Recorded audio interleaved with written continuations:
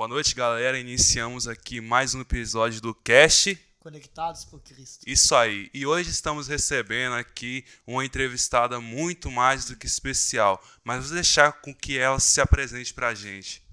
Boa noite, né? Boa noite. A todos aí. Sou Josi, psicanalista, estamos aí. Só para quebrar o gelo mesmo aqui, fazer uma primeira pergunta para você. Já são 8 anos que você está aqui na Sinai, né? Vai fazer 8, né, se não me engano.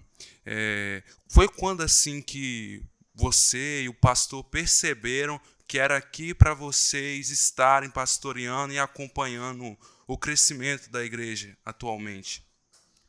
Então, na verdade, assim, é tão engraçado como acontece assim, a vontade Sim. de Deus, né, na nossa vida. Sempre falo que quando eu lembro de algumas viagens, anos atrás, quando a gente ia para Valadares e passava em Aimorés, Sim. quantas vezes eu olhei e falei assim, nossa, que cidadezinha é essa, né? E foi muito interessante, porque eu era de uma outra denominação, renovada, né, ainda. Então, quando surgiu o convite para o pastor ir para Batista, na época, foi muito assustador para mim. Eu pensava, nossa, eu nem me encaixaria na Igreja Batista. Imaginei que jamais eu me encaixaria lá. E passamos no Guandu, e foi quando, logo após, viemos para cá. E algo assim que foi muito marcante para entender a vontade de Deus foi a conexão, né? Isso a gente percebeu logo de início. O Renivaldo sempre comentava até assim, né? Ele falava, Josi, parece que a gente se conhece há tantos anos, né? E foi assim, as coisas foram simplesmente fluindo.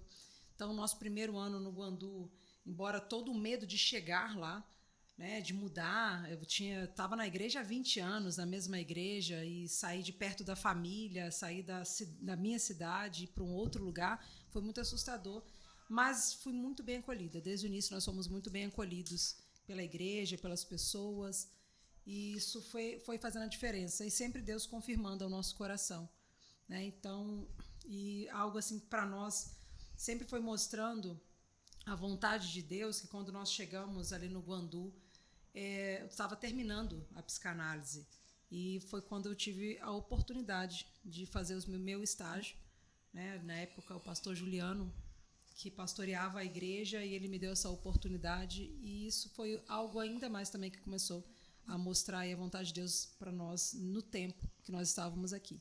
E, em consequência, né, a Batista Sinai, aqui em Aimorés, que foi fazendo parte de nós. Sim, e você falou também sobre isso aí da conexão, né? Que parece que foi uma coisa assim feita para acontecer, né? Porque realmente, quando vocês chegaram aqui, eu era muito novo, né? Aí eu lembro que você chegou, abraçou mesmo a gente aqui, como se fosse uma família mesmo. Tanto é que eu conheci os meninos pequenos ainda, né? Sim. Ia muito na sua casa ali, depois da EBD, né? Aí eu criei muito esse contato com você, com o pastor, com a sua família no geral, né? Uma outra pergunta também que eu tenho para te fazer você estudou a psicanálise, a psicologia, pensando só no profissionalismo ou também em ajudar as pessoas que estão dentro da igreja? Porque, querendo ou não, no cenário de igreja também, há muitos casos assim que necessitam de um acompanhamento psicólogo ali, mais assim, como posso dizer, mais assim, mais perto aquele acompanhamento, Sim. né? Então, para falar a verdade, quando eu comecei a fazer a psicanálise, né, já tinha um tempo que eu tinha feito, fiz a faculdade que eu fiz foi de teologia, sempre trabalhei muito na igreja, era missionária na ocasião. Então, quando eu fiz a psicanálise, foi pensando nível espiritual, foi trabalhar a igreja. Na minha cabeça era isso que eu ia fazer. Nem imaginava que eu ia trabalhar nisso profissionalmente.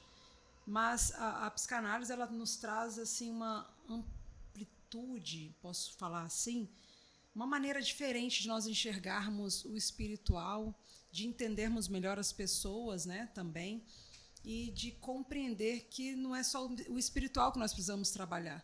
Como você disse, tem pessoas que a gente precisa de uma compreensão, de, né, um acompanhamento diferente. Porque eu vim, né, de uma igreja mais rígida, posso dizer assim, então onde as coisas eram só ditas como espiritual. Então qualquer desânimo tinha a ver com falta de espiritualidade, qualquer tristeza tinha a ver com falta de espiritualidade. E principalmente no tempo que nós estamos hoje, nós compreendemos que não é bem assim, né? Existe toda uma estrutura do ser humano também. Nós fazemos, para aquele que é tricotomista, né? Nós somos corpo, alma e espírito, né? Espírito. E uma pergunta? Você tá tão calado, cara? Vocês podem ficar Ali à vontade, atrás podem você falar tava o que vocês falante. quiserem, sobre o que quiserem, né? Começar. Primeiramente, gostaria de agradecer a senhora por ter aceito esse convite do cast. Para nós é um prazer, uma alegria estar com você aqui. Uma pessoa que, por trás, iniciamos esse projeto, sempre dando apoio, sempre acompanhando em nós, em que precisar, auxiliando as coisas certas, juntamente com o pastor Hermeson, juntamente com os meninos, que sempre apoiando a gente, esse convívio que o Isaac falou, um convívio que virou uma família, Uma né? família mesmo. Isso é Porque bom, ele, né? Sim. ele conheceu você ali quando ele chegou aqui. Aí quando eu cheguei aqui, já não cheguei desde pequenininho, já cheguei, bem mais um bocado grande já. E, os meninos são bem animados, os meninos são, dispostos a ajudar, os meninos são excelentes companhias. Uma pergunta que eu faço para a senhora, assim, é o seguinte: na palavra de Deus, muitas das vezes a Bíblia é um ato que tudo que a gente precisa buscar, a gente encontra lá a resposta para tudo. A psicologia, ela encaixa 100% na palavra de Deus? Ela é eficaz na palavra de Deus? Então, se você pegar pensando no conhecimento de quem criou as teorias, né, nos pensadores, não todos, né, não vão fazer esse encaixe, vão fazer até uma distinção. Alguns até vão poder dizer que essa espiritualidade não existe, né, que isso é uma neurose. Por exemplo, chega um momento da psicanálise, tanto que era uma crítica muito grande aos cristãos fazerem psicanálise uma época por conta de entenderem que Freud era contra, né, a religião ou contra Deus, né, um ateu. Freud, na verdade, é um judeu, né, tem lá suas resistências, mas uma fala que as pessoas esquecem dele, que ele diz: a psicanálise não é nem religiosa nem contra a religião, é só uma teoria, né, falando do ser humano. Então, toda teoria tem como encaixar. Eu penso que, na verdade, pegando até um versículo da palavra de Deus, a gente precisa reter aquilo que é bom. E, principalmente dizendo da psicanálise, ela nos dá esse direito de sermos nós mesmos. Você pega a teoria e encaixa na sua realidade. Você não precisa fazer daquilo como a sua verdade, como uma filosofia de vida, por exemplo, né? Não, isso é a verdade absoluta. Não, em nenhum momento a psicanálise ela se coloca dessa forma. Ela mostra a estrutura do ser humano, mas a forma que nós vamos encaixar vai ser dentro do meu entendimento. Então, penso que quando eu conheci a psicanálise, juntei com aquilo que eu tinha de entendimento da Bíblia, eu pude, na verdade, entender de uma forma muito mais profunda, porque agora não com os olhos machucados, mas com uma sede ainda maior de uma cura, e já com o entendimento de como chegar a essa cura. Então você começa a entender realmente a profundidade daquilo que a palavra está querendo dizer. Então tem aí suas diferenças, mas vai depender de como você vai usar. Né? Uma perguntinha que eu fiquei bem pensativo para fazer para a senhora é o seguinte: a senhora sempre foi da igreja? A senhora, nascida e criada na igreja, com esse convívio? Ou, chegou com algum um chamado, um exemplo? Hoje em dia a gente tem chamado mais questão dos jovens, a juventude. Fazem um seguinte impacto extraordinário. A gente vive momento em congresso, em culto de jovem, extraordinários. E quando a gente começa a querer falar o que sentiu naquele momento, não tem como a gente explicar. É um momento que só é entre nós e Deus. A senhora poderia contar um pouquinho para nós como você chegou na igreja, até mais ou menos sua psicologia, assim? Então, a minha família, meus familiares são de raízes evangélicas, né? Cristãos e evangélicos. Tanto do lado do meu pai como da minha mãe. Então, eles, sim, cresceram na igreja e por um tempo, mesmo que eles não estavam ali na igreja, mas sempre nos ensinaram a respeito de Deus e nos levavam. Não era uma coisa que eu era ativa como criança, né? Mas sempre estava ali na igreja, entendendo a questão de quem era Deus. E muitas vezes, né, ele nos levava aos cultos. E chegou um tempo, eu tinha 13 anos nessa época, nunca vou esquecer dessa data, dia 28 de abril de 1995. Pertinho. Tá boa de memória, hein? Num sábado à tarde, estava eu e uma amiga, e ela falou assim, Josi, lembra quando a gente era menor e seu pai nos levava numa igreja? Vamos lá? Falei, vamos na escola dominical. E a gente assim, e que horas que começa? Não sei. A gente chegou 8 horas em frente à igreja, a igreja é fechada. E desde esse dia, e incrivelmente, né, é a data do aniversário dos meus filhos, né, dia 29 de abril. Mas só que de 2009, vocês, né? Mas assim, é uma data que marcou muito a minha vida. Porque naquele dia, pensa, eu com 13 anos, minha amiga de 12, nós chegamos, assistimos a aula de escola dominical, teve ensaio para cantar os adolescentes lá na frente. E nós participamos, pegamos a blusa dos adolescentes e não saí mais, nunca mais saí dessa igreja, né? Fiquei lá até então vir aqui. E sempre tive assim, um desejo de participar, sempre fui muito ativa, participante, atuante na igreja. Sempre gostei desse ambiente de vamos fazer culto de oração, só nós os adolescentes. No nosso tempo lá, a gente ia muito ao monte orar, e a gente era toda sexta-feira. Isso foi marcante para a minha vida. Sim. Foi o que construiu, e eu entendi o meu chamado. Por muitas vezes, na verdade, até por outras pessoas que eles falavam a respeito do meu chamado. E eu entendi. Isso aí foi sempre a vida toda, até chegar aqui. Então, lá, por exemplo, eu era missionária. Passei muitos anos, 10 anos, como missionária da igreja. Porque na igreja que eu estava não tinha pastora, né? Sim. Então, eu era missionária de congregação. A gente falava missionária local. Aí, fiquei por uns anos ministrando numa igreja que era num bairro, lá perto, né, Ponta da Fruta, assim, tinha que pegar ônibus. Mas foi um tempo muito bom de evangelizar, de cuidar de pessoas. E foi aí que veio meu chamado. Eu entendi a voz de Deus desde esse dia. Entramos e nunca mais saí. E o batismo veio logo após ou demorou um tempo ainda para a senhora se batizar? Naquele mesmo ano houve um batismo, mas eu não participei. Por conta até de esperar minha amiga, fui batizar no outro ano, em 1996. Para ser mais certa, dia 22 de setembro. Sou boa de data, né? Boa. E aí foi quando eu me batizei. Mas assim, é interessante que meus pais, por mais que eu não fui criada dentro da igreja, mas toda vez que eu ia para a igreja, eu tinha uma necessidade ardente de aceitar Jesus.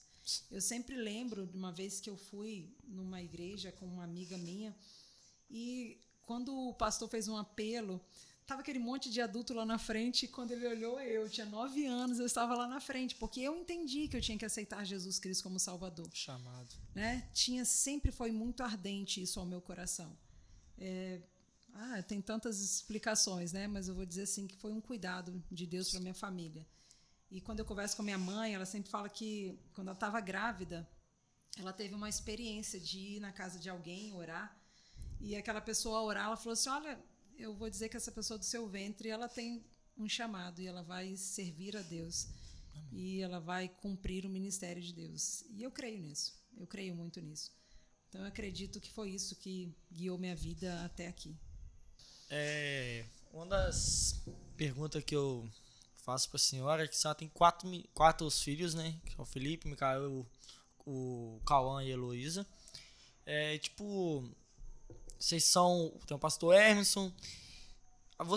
Como vocês são tipo, pai e mãe, assim, já focado na questão da espiritualidade, como pro lado da senhora, como mãe, ver a questão dos seus filhos cada dia mais se dedicando, tá buscando a presença dele.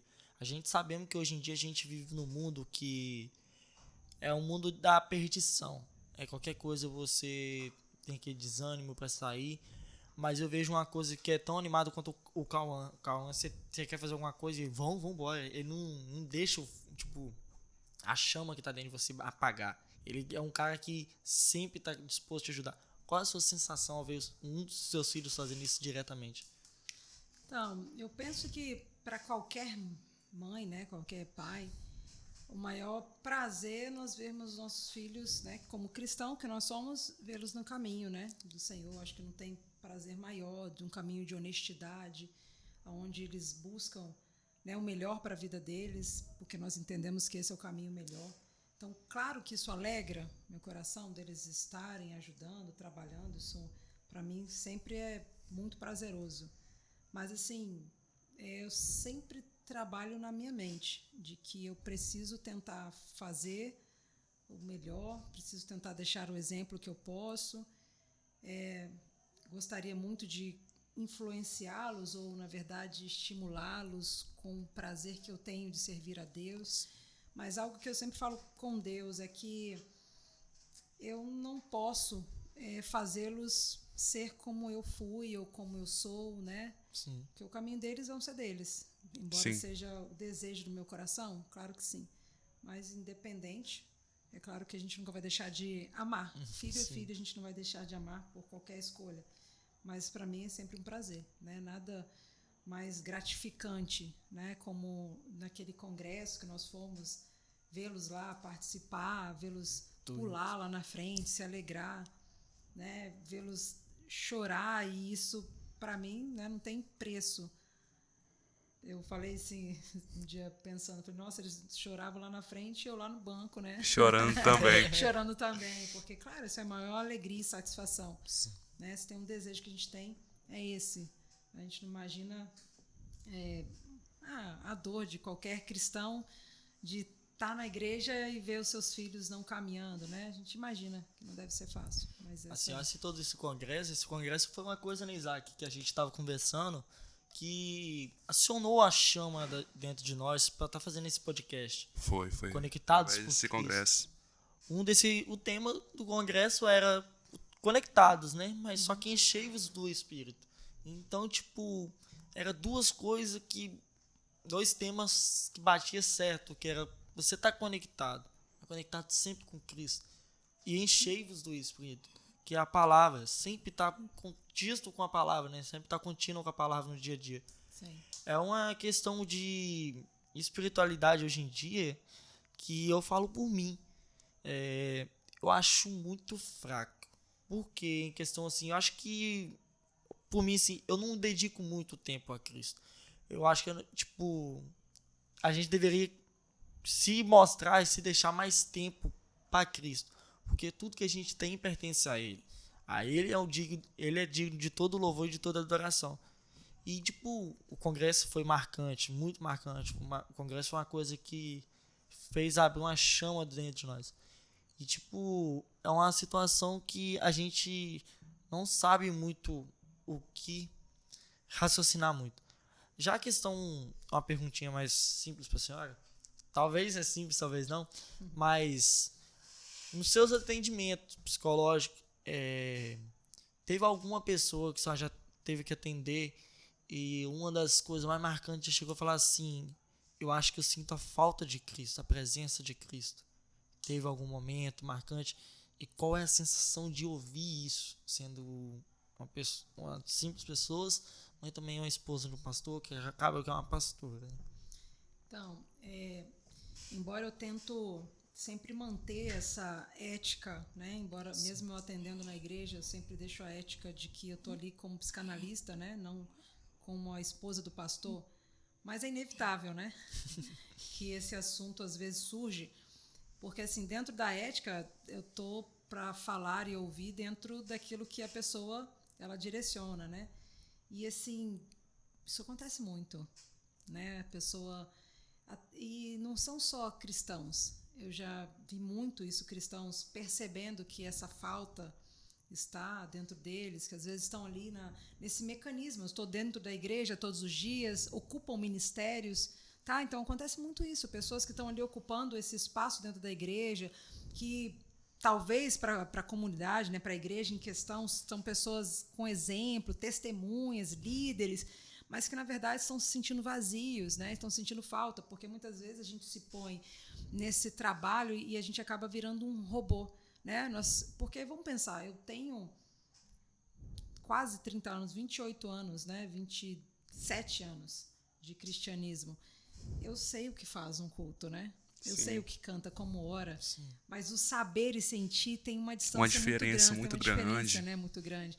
E só que se a gente não parar para sempre se observar isso, a gente entra nessa rotineiro, né? A gente entra nesse mecânico, né? Tipo, o robozinho. Eu sei o que fazer, estou programado, né? O que mais eu fiz, né?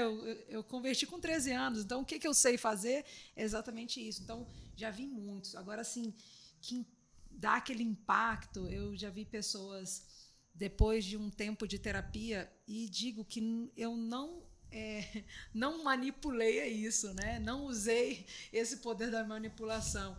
Mas a pessoa ela chega a um momento e percebe, não, sem fé a gente não consegue caminhar. Sim. Você me fala, é possível trabalhar a nossa mente? É possível. Mas se você junta isso, trabalhar a sua mente com a fé, isso fica extraordinário, né? Você ter que olhar para você todo dia e dizer assim, não, eu consigo, eu posso. É possível, mas se você olha assim, eu consigo, eu posso, eu sei que eu não estou sozinho porque tem alguém comigo, tem Deus comigo.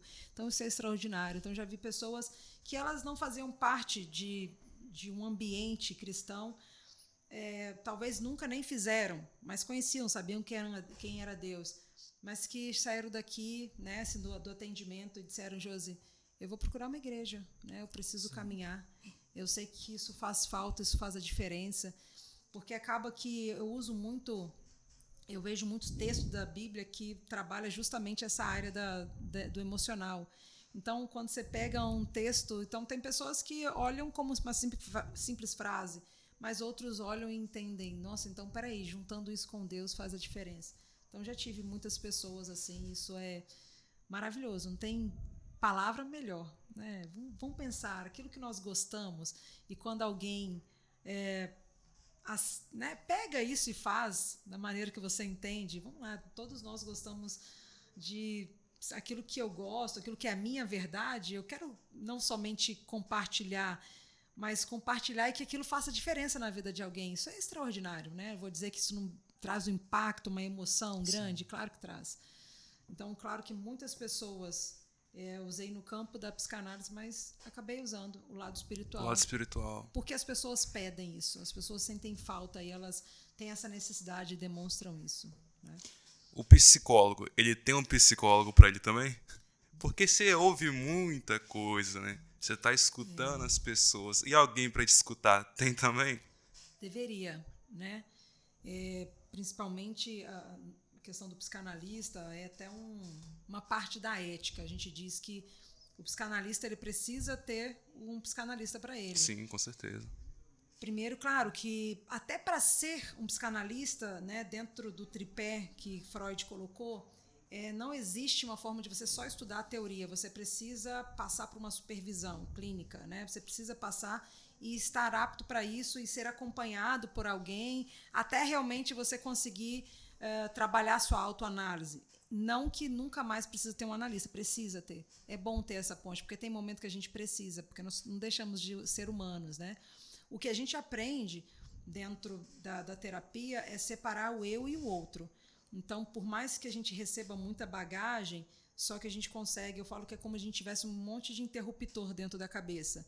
Então, tipo, tem dia Heloísa, desligo o interruptor, passo para o próximo. É o Luiz, passo para o próximo. Então, são várias caixas, porque se a gente tivesse que pegar isso tudo para nós, igual tem gente que é muito esponja, né? Sim. Alguém fala que está triste, quando percebe, a pessoa está triste também. Então, por isso, tão a necessidade de a gente passar pela análise primeiro, para que a gente não faça isso, não leve isso. Mas tem áreas da nossa vida que não estão 100% tratadas. Então, vão ter esses acontecimentos aonde nós vamos, talvez, linkar com algo do nosso inconsciente. E, por isso, essa necessidade de ter alguém para falar. Sim.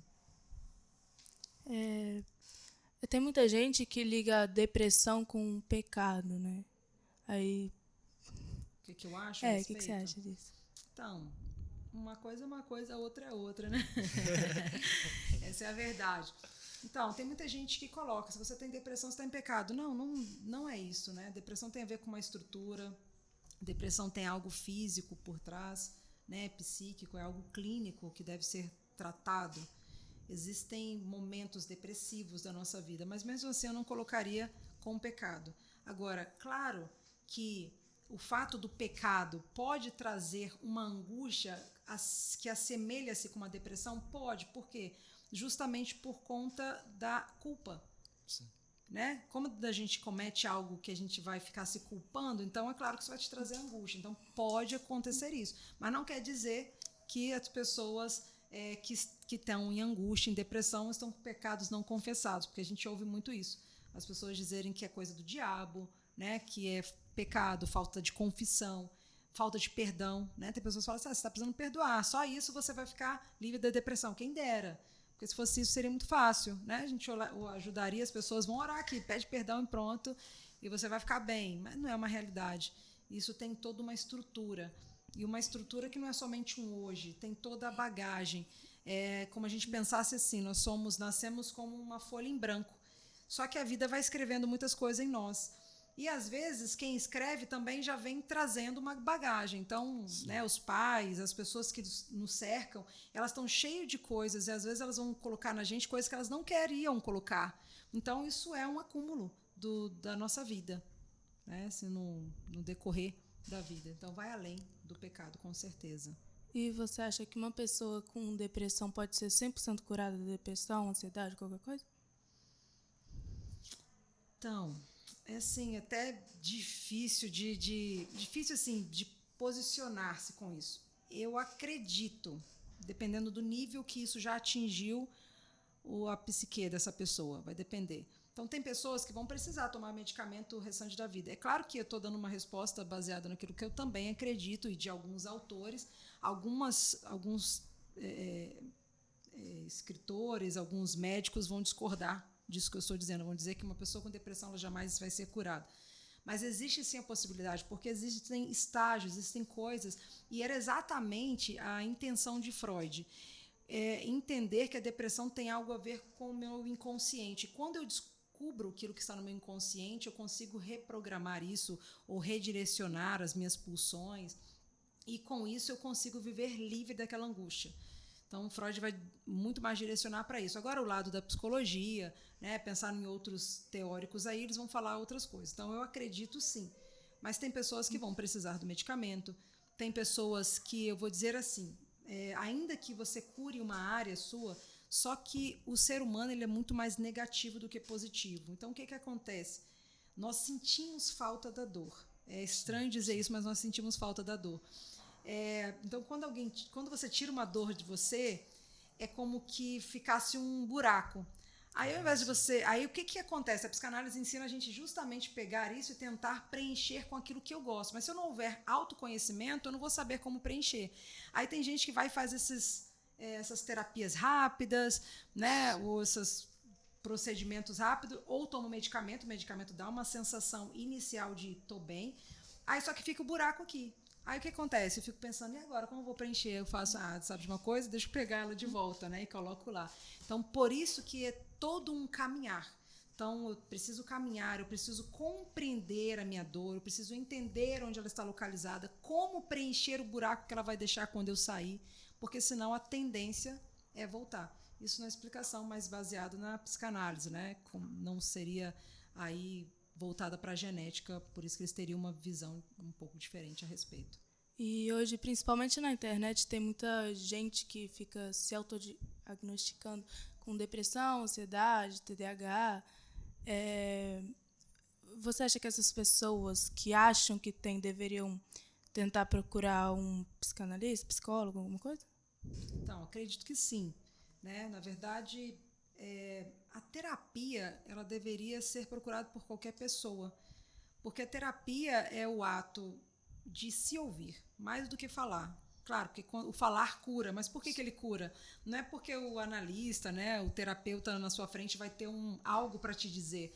Está muito mais em você se escutar, porque quantas vezes a gente para falar com a gente mesmo? Né? A gente para muito pouco. para saber direito o que está aqui. A gente reclama, a gente murmura, a gente faz um monte de coisa, mas, na verdade, parar para perceber. Então, assim, todo mundo deveria. Agora, o que está acontecendo? Quem não, 2023 e nos anos que nós estamos agora, não vai ter ansiedade? É difícil, né? Na juventude, adolescência, como não ter ansiedade? Então, Ainda mais o pós-pandemia também, né? isso alterou demais, né? Essa questão da cobrança, esse mundo rápido, né? Tecnológico muito rápido, que tem muita coisa boa, mas só que fez com que a gente fosse ansioso, porque você quer agora tudo muito rápido, né? Tem que ser agora, tem que ser agora. E outra, a gente acumula o nosso cérebro, né? A nossa mente com muitas informações. Vamos pensar lá, quem é que não fica no shorts do YouTube, né? No TikTok ou no Rio, sei lá.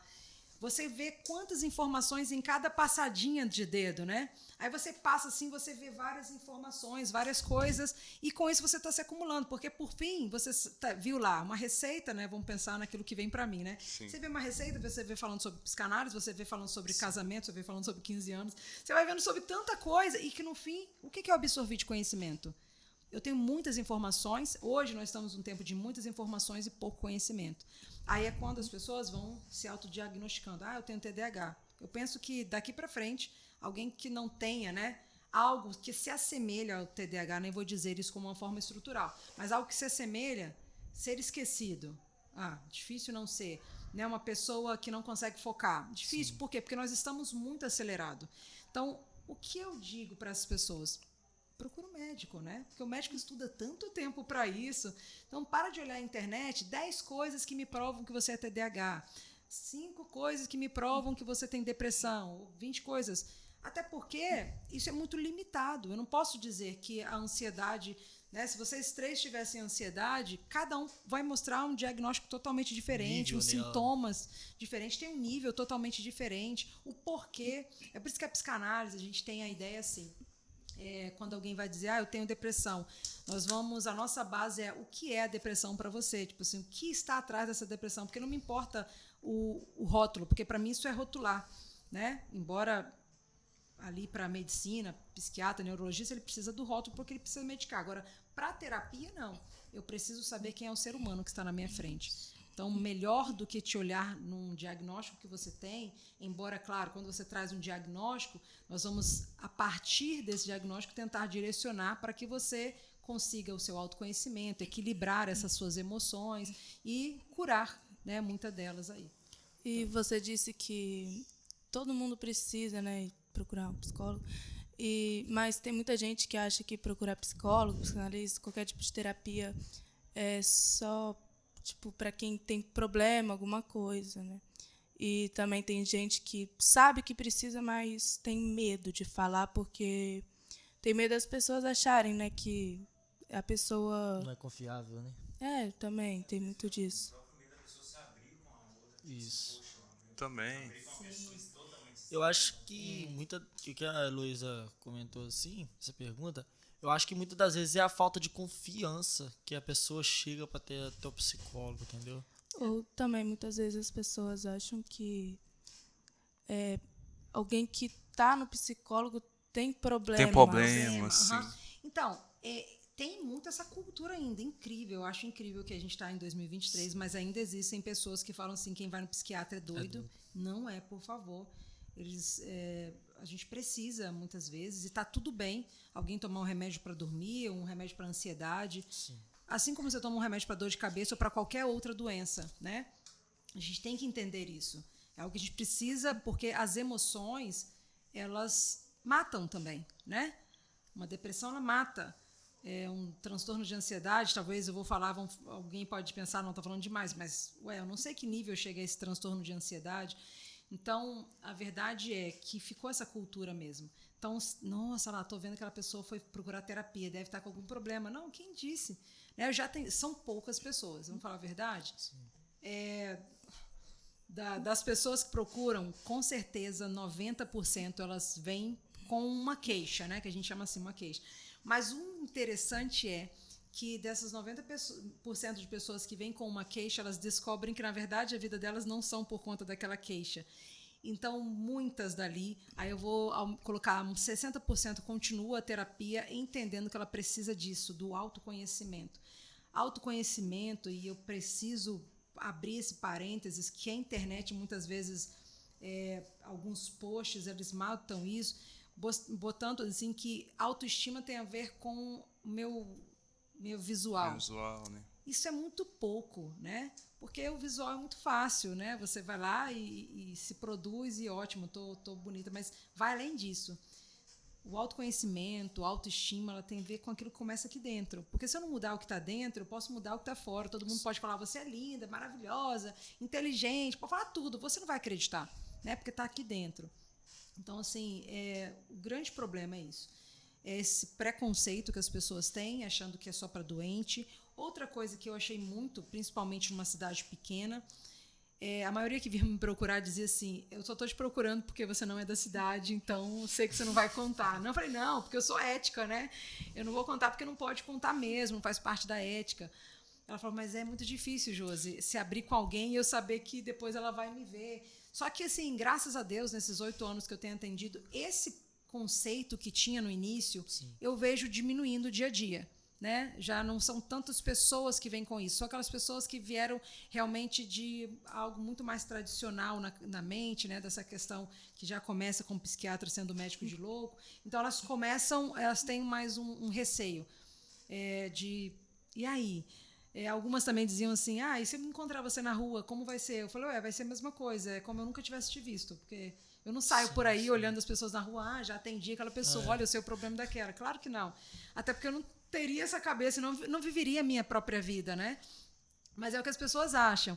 É a mesma coisa de pensar, né, que um médico vai ficar pensando em todo paciente que ele atendeu, vai sair na rua e vai dizer, aquela pessoa atendi, ela tem essa doença. Não vai, né? Porque a gente precisa viver a nossa própria vida mesmo. O tratamento psicológico, ele é bom, que auxilia você em muitas coisas, que ele faz você ter um aliviamento, livre, você ficar bem mais tranquilo. Leve, né?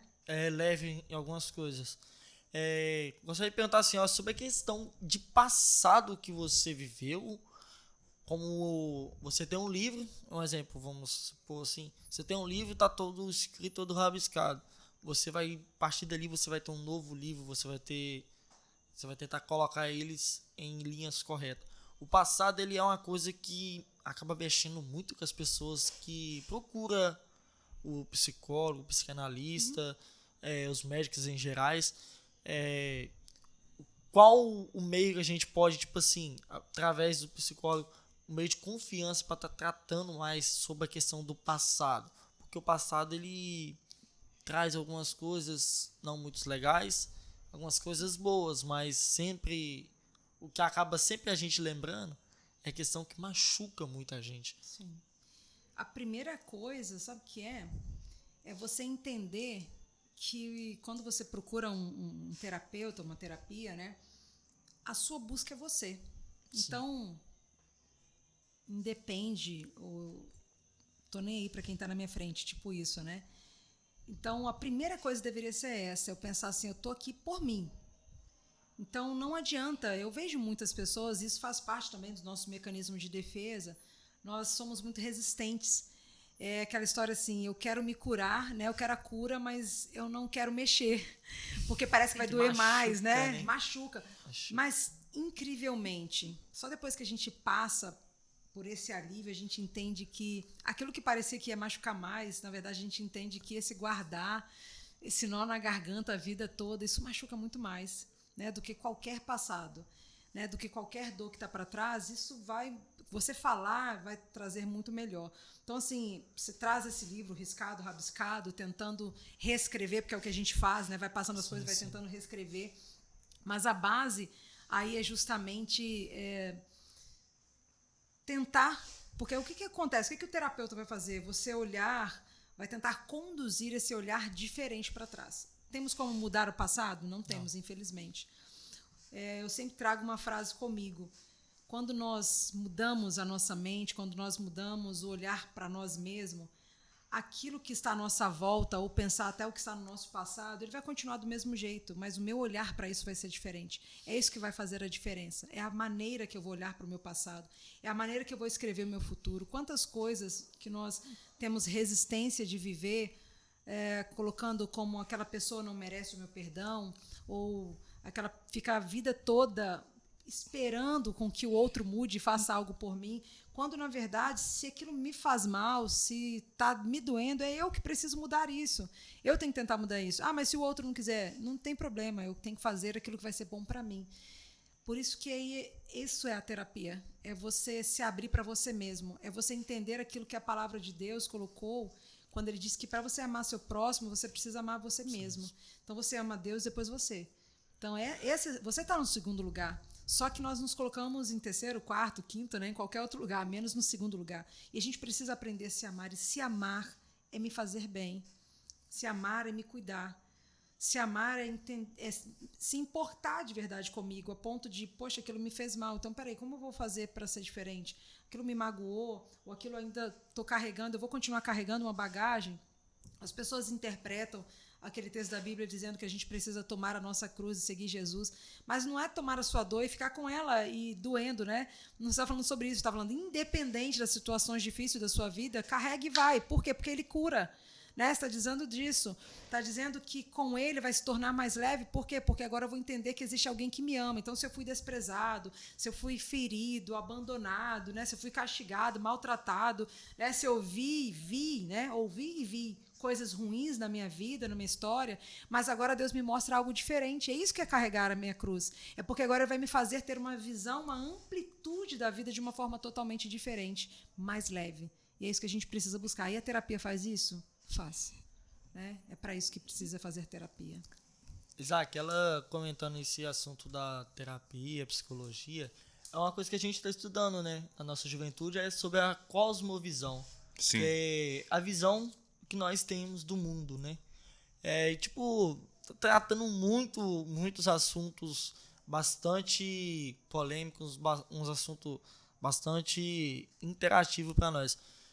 Isaac, em questão assim de você, como eu falo, a psicologia para você e para nós, assim, hoje em dia a gente tem que se espelhar como um estudo, corretamente? O que você tem a ver? Não só como estudo, né? A gente tem que levar isso aí como um tratamento que a gente precisa ter. Sim. Buscar mesmo se você não desenvolveu nenhum problema, uma depressão, algo assim. Porque é o conversar, né, cara? A gente precisa ter alguém para ouvir a gente. A gente também precisa se ouvir, né? Nessa conversa com um psicólogo, psicanalista, né? Para não acabar ficando com algumas ideias assim, sabe? Nossa, hoje eu tô tão cansado mentalmente, não vou para a igreja por conta disso, por conta daquilo. Se eu tô ficando da forma que eu tô, vai ver, eu estou até pecando por estar assim, mas não é. A mente é a bomba do relógio do ser humano, sabe? E no momento que ela explode, cara, nossa, aí já era. Vários pensamentos ruins em cima de pensamentos ruins, tá ligado? Sim, e tem algo interessante, né? Você falando aí, é para tudo, né? Buscar o autoconhecimento, buscar a inteligência emocional, diga de qualquer lado que a gente for aí, né? De teorias, é importante para o meu viver, o viver muito mais leve, né? Quantas coisas nós deixamos de aproveitar da vida, porque tem gente que acha que só existe os transtornos, né? Seja ele da ansiedade, depressão ou qualquer outro transtorno ou síndrome, acho que é isso que vai levar a gente a procurar. Não, mas quantos relacionamentos a gente destrói, quantas coisas a gente deixa de sonhar por conta dos nossos medos, das nossas dores, ou de coisas que nós temos dentro de nós que nos amarram, que às vezes a gente nem para pensar. As nossas dores não é só coisa que a gente lembra, tem coisas que nós não lembramos, mas nós reagimos, né, como algo que está lá atrás, só que a gente vai reagindo e está tão costumeiro, a gente faz isso tanto, que não se dá conta que nós estamos repetindo porque a gente foi condicionado. Quantas coisas que a gente é condicionado de não acreditar em nós mesmos, né? E eu falo isso principalmente por experiência própria. Eu sempre fui uma pessoa que não tinha uma boa autoestima, não acreditava em mim, por mais que eu fosse uma pessoa muito ativa de trabalhar, mas eu fazia muito mais isso, principalmente pensando, né, ali no ambiente igreja, mas eu sempre fui assim, menor. É aquela coisa, eu tenho que fazer porque eu escondia isso de mim mesmo, mas quantas coisas eu deixei de aproveitar, ou quantas coisas eu deixei de celebrar aqui dentro de mim, me sentir completa, por conta dos meus medos, de me colocar tão pequena e diminuir tantas coisas que eu deixei, oportunidades que eu deixei de fazer na minha vida por conta disso. Então, a psicanálise, ela veio para mim assim, um divisor na minha vida. Eu já fazia, eu já trabalhava, mas existiam coisas que eu fazia muito mais pela obediência do que, na verdade, pela satisfação.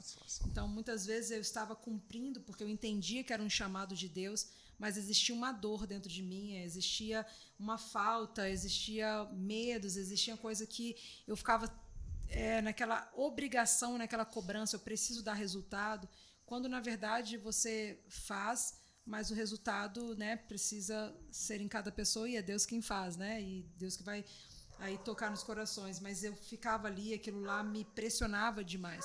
Então, às vezes, tem sintomas que vão vir de outras maneiras, né?